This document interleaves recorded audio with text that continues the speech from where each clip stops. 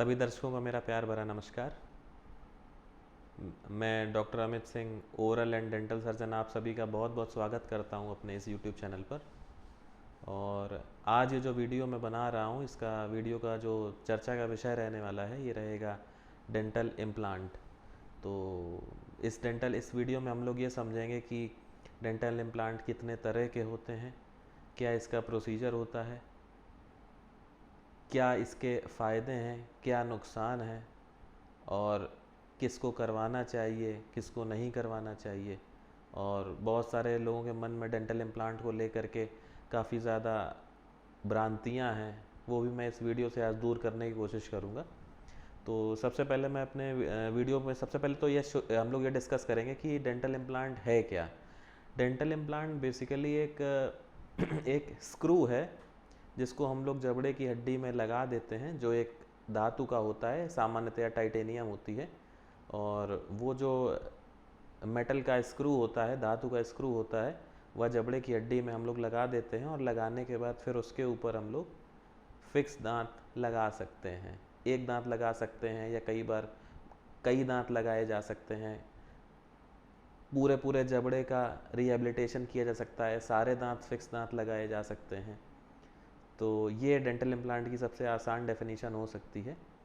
अब बात ये आती है कि भाई क्या ज़रूरत है इम्प्लांट की। तो दांत लगाने के 3 ही तरीके होते हैं, जिसमें सबसे पहला तरीका है रिमूवेबल पार्शियल डेंचर, या जिसको हम लोग आसान भाषा में निकालने लगाने वाले दांत कहते हैं। और दूसरा जो तरीका है उसको ब्रिज बोलते हैं। ब्रिज में क्या होता है कि जो दांत निकले हुए होते हैं उसके दोनों तरफ एक एक दांत को पहले थोड़ा सा छोटा किया जाता है और उस पर फिर कैप लगा करके बीच में वो दांत को लगा दिया जाता है, उसको हम लोग ब्रिज बोलते हैं। और तीसरा जो तरीका है वो है डेंटल इम्प्लांट का, जिसके विषय में आज हम लोग चर्चा करने वाले हैं।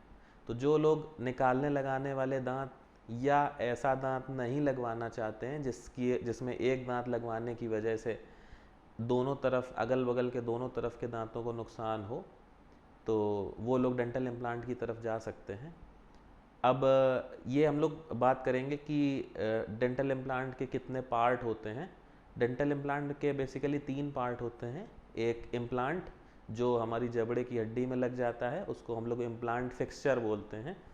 और उसके ऊपर फिर एबटमेंट लगता है, और फिर सबसे ऊपर उस एबटमेंट के ऊपर फिर एक दांत की जो कैप होती है या दांत होता है वो लग जाता है। तो इस तरीके से डेंटल इम्प्लांट के सामान्यतया 3 पार्ट होते हैं। डेंटल इम्प्लांट फिक्सचर जो जबड़े की हड्डी में लग जाता है, उसके बाद फिर उसके ऊपर एक एबटमेंट होता है जो इम्प्लांट के ऊपर लगाया जाता है, और सबसे ऊपर जो है वो कैप होती है जो एबटमेंट के ऊपर लगती है। इस तरीके से 3 पार्ट होते हैं। कई बार बेसल इम्प्लांट्स वगैरह में क्या होता है कि वो 1 पीस इम्प्लांट होते हैं, उसमें जो इम्प्लांट और एबटमेंट होता है वो एक ही कंपोनेंट होता है। तो उसमें फिर इम्प्लांट बेस उस ऐसी स्थिति में वो इम्प्लांट के केवल जो है दो ही पार्ट होंगे, एक इम्प्लांट और उसके ऊपर कैप। ये हमारा हो गया डेंटल इम्प्लांट के पार्ट। अब बात करते हैं कि बेनिफिट्स ऑफ इम्प्लांट क्या है, इम्प्लांट के क्या फ़ायदे हैं। सबसे पहला तो फ़ायदा यही है कि आपके जो अगल बगल के दांत हैं उनको नुकसान पहुंचाए बिना ही हम लोग फिक्स दांत लगा सकते हैं। और दूसरा सबसे बड़ा फ़ायदा ये है कि जो जबड़े की हड्डी होती है, जिसको जब दांत निकल जाता है और उसके ऊपर दांत नहीं लगाया जाता, ऐसी स्थिति में जो जबड़े की हड्डी होती है वो धीरे धीरे करके कम होने लगती है। तो वो जो इम्प्लांट होता है वो उस हड्डी को भी पकड़ करके रखता है ताकि ज़्यादा बोन लॉस ना हो। तो बेसिकली इम्प्लांट के ये 2 मेन बेनिफिट्स हैं कि एक तो अगल बगल के जो दांत हैं वो छोटे नहीं होते और फिक्स दांत भी लग जाता है, और साथ ही साथ जो है जो जबड़े की हड्डी है उसमें इम्प्लांट लग जाता है, तो वो जबड़े की जो हड्डी है वो भी सुरक्षित रहती है। अब हम लोग बात करते हैं कि इम्प्लांट कितने तरह के होते हैं। तो सामान्यतया जो एक बड़ा क्लासिफिकेशन किया जा सकता है वो इस तरीके से हो सकता है कि इम्प्लांट के 2 तरीके के इम्प्लांट हो सकते हैं। एक होता है कन्वेंशनल इम्प्लांट और दूसरा होता है बेसल इम्प्लांट। कन्वेंशनल इम्प्लांट का क्या होता है कि सबसे पहले हम लोग कन्वेंशनल इम्प्लांट के बारे में डिस्कशन करेंगे। कन्वेंशनल इम्प्लांट बेसिकली वो इम्प्लांट है जिसमें हम जो इम्प्लांट होता है वो जबड़े की हड्डी में लगा देते हैं। लगाने के बाद उसको 3 से 6 महीने के लिए जबड़े की हड्डी में छोड़ दिया जाता है। और जब हम लोग उसको 3 से 6 महीने के लिए जबड़े की हड्डी में लगा करके छोड़ देते हैं तो जो टाइटेनियम होता है वो धीरे धीरे करके हमारे जो जबड़े की हड्डी है उससे धीरे धीरे करके जुड़ जाता है, जिसको हम लोग मेडिकल टर्म में ऑसियो इंटीग्रेशन बोलते हैं। और जब यह इम्प्लांट जबड़े की हड्डी में सफलतापूर्वक जुड़ जाता है उसके बाद फिर इसके ऊपर एबटमेंट लगा करके इसके ऊपर कैप लगा दी जाती है। ये हमारा होता है कन्वेंशनल इम्प्लांट। दूसरा जो होता है वो उसको बेसल इम्प्लांट बोलते हैं। बेसल इम्प्लांट बेसिकली क्या होता है कि वो लंबे इम्प्लांट होते हैं, वो हड्डी में जुड़ते नहीं हैं, उसमें हड्डी में एक तरीके से उसको एंगेज कर दिया जाता है, स्क्रू की तरीके टाइट कर दिया जाता है। वो एक तरीके से मैकेनिकल इंटरलॉकिंग होती है, उसमें हड्डी के साथ कोई जुड़ाव नहीं होता है। और लंबे इम्प्लांट होते हैं, इसके जो थ्रेड्स होते हैं, जो चूड़ियाँ होती हैं इम्प्लांट की, वो भी बड़ी होती हैं। तो इनको जबड़े की जो बेसल बोन होती है उस पर लगा करके लगभग 72 घंटे के अंदर अंदर इसके ऊपर दांत के ऊपर कैप भी लगाई जा सकती है। इस इम्प्लांट के ऊपर जो कैप होती है वो लग जाती है। इस तरीके से हमारे जो है 2 ये तरह के इम्प्लांट्स होते हैं। अब हम लोग ये बात करेंगे कि इम्प्लांट कराने के पहले किन किन जांचों की आवश्यकता होती है। तो सबसे पहली जो जांच होती है वो होती है CBCT। CBCT का मतलब होता है कोन बीम कंप्यूटराइज्ड टोमोग्राफी, या इसको आप ऐसा भी समझ सकते हो कि जो जबड़े की हड्डी होती है उसका एक CT स्कैन होता है, जिससे हम लोग जबड़े की हड्डी की लंबाई, चौड़ाई एवं जो गहराई है, मोटाई है, उसको भी हम लोग देख सकते हैं, ताकि हम लोग ये निर्णय ले सकें कि इसमें किस लंबाई का और किस चौड़ाई का इम्प्लांट इसमें लग सकता है।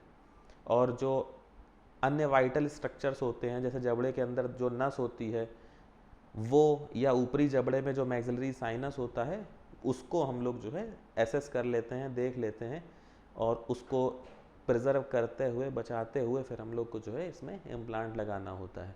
तो ये CBCT के बेसिक जो है नीड है। उसके बाद एक जांच की और ज़रूरत पड़ती है, उसको नॉर्मल ब्लीडिंग टाइम या क्लॉटिंग टाइम BTCT की जांच बोलते हैं। उसका काम ये होता है, उससे हम लोग को ये पता चल जाता है कि जैसे हम लोग, ये एक सर्जिकल प्रोसीजर है, तो इसमें सबसे पहले ये चीज़ चेक कर लेना ज़रूरी होता है कि जो मरीज़ है उसका खून है वो कितनी देर में रुक जाता है, कितनी देर में जम जाता है। इसके साथ साथ कुछ रूटीन एग्जामिनेशंस होते हैं, जैसे वायरल मार्कर्स हो गए, और CBC की भी एक बार जांच ले लेते हैं तो बहुत अच्छा रहता है।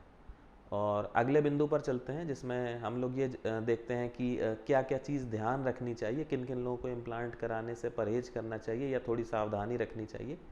सबसे पहले तो जो लोग एंटी प्लेटलेट ड्रग्स पे हैं या ब्लड थिनर्स पे हैं, जैसे एस्पिरिन होगी, क्लोपिडोग्रेल हो गई, इन लोगों को थोड़ा सा इम्प्लांट की सर्जरी से बचना चाहिए। या जिन लोगों को ब्लड डिसऑर्डर्स जैसे ल्यूकीमिया वगैरह है, उन लोगों को इम्प्लांट सर्जरी से बचना चाहिए। तो ये हमारे हो गए कि ये 2 चीज़ें हम लोग को ध्यान रखनी है जिन लोगों को इम्प्लांट सर्जरी से बचना चाहिए। अब अगला जो डिस्कशन का टॉपिक है वो है कि इसका प्रोसीजर क्या होता है।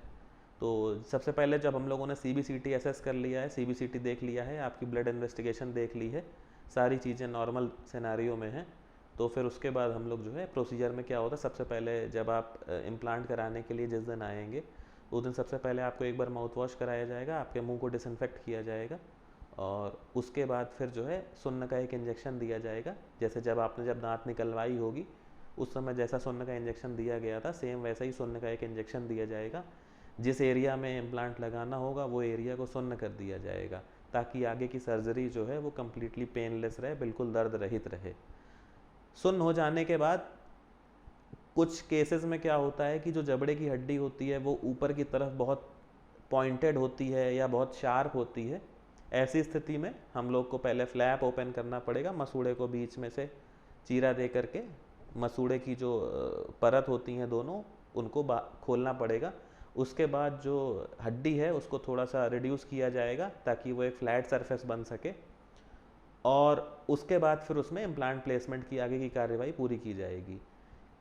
कुछ केसेस में जिसमें जबड़े की हड्डी में मॉडिफिकेशन की ज़रूरत नहीं है, उसमें फ्लैपलेस टेक्निक भी यूज़ की जा सकती है। फ्लैपलेस टेक्निक में क्या होता है कि हमको जब मसूड़े को ओपन करने की ज़रूरत नहीं है, ऊपर से ही हम लोग डायरेक्ट टिश्यू पंच किट से उसमें होल बना करके इम्प्लांट को उसमें लगा सकते हैं।